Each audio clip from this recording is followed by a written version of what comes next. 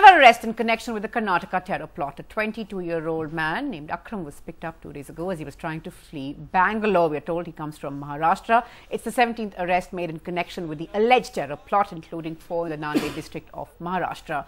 The men, police claim, have links with terror groups Lashkar and Fauji. They say they were planning to assassinate certain politicians, even journalists, and among their targets, again, according to police sources, the Seabird Naval Base at Karwar and the nuclear plant at Kaiga in North Karnataka.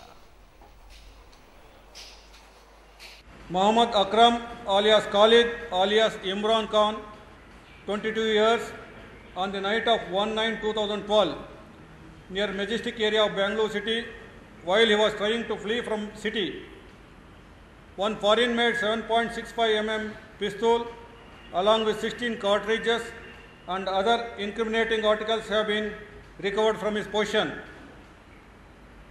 During preliminary inquiry, it is learned that he hails from Nanded district of Maharashtra.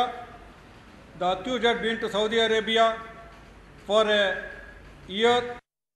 Right, but how much charges are going to stick? What happens from here? Well, joining me now on the program, a very special panel. Ajit Doval, former director IB, Prakash Singh, former DGP of UP and Assam, also Akmal Razvi. He's representing one of those who's been arrested, Azad Mirza, the DRDO junior scientist who's also been picked up. Thanks very much all for joining us. Mr. Prakash Singh, sir, first with you. There is so much sort of cynicism, there's so much skepticism every time arrests like this. I mean, there are previous experiences and previous instances always held up with people saying that, look, there were all these instances, there was Malegaon, there was some Jhota, there's been the Hyderabad blast, when people have been picked up and the charges didn't hold in court. Well, I think there is no room, there is no ground for cynicism, and I think we should trust the police. And whatever has happened in Karnataka is after a painstaking investigation stretching over a period of 4 months. It's not that somebody briefed them yesterday and they have started picking up people today. So if they have done something after 4 months of investigation, after getting some tip-off from Andhra police, and I'm sure Intelligence Bureau must have played a coordinating role. I think this kind of cynicism is not not called for, and I think we should trust the police. And I mean, if you start distrusting your institutions, then where do we go? Right, where do we go from here? Right, there are of course several questions being asked. Doval sir, just a few months ago, 2 months in fact, if I'm right, there was a background check done on this DRDO junior scientist. He's of course now been arrested for these kind of links, very serious links. They're told that with the Lashkar and the Huji. How does one really explain that?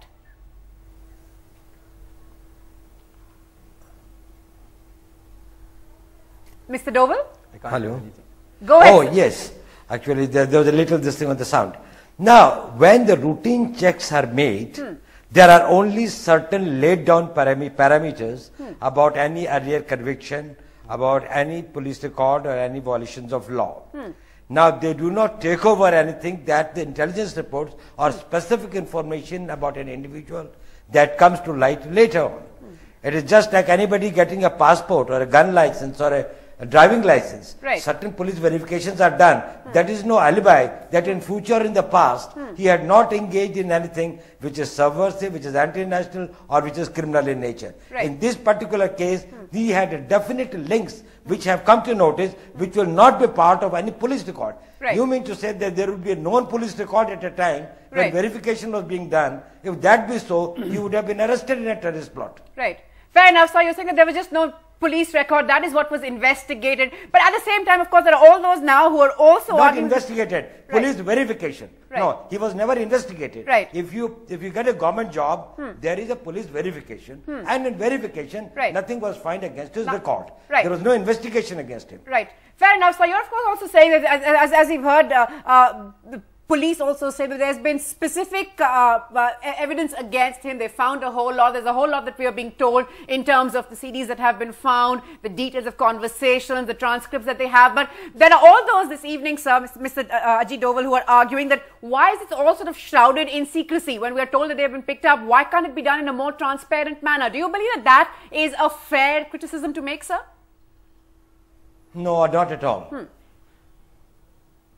You know, these things are, the plots and the plans are made in high secrecy, and they have got the linkages which have got to be found, and any undue or premature disclosure of the things will only let many important people out of the net. Right. Actually, I feel that whatever the agencies are even telling is not something which is in the right, is the right response to fight terrorism. Right. They must be guarded. They have to tell the media what is important. When you are formally arresting people, well, you have to arrest them. You have to know them.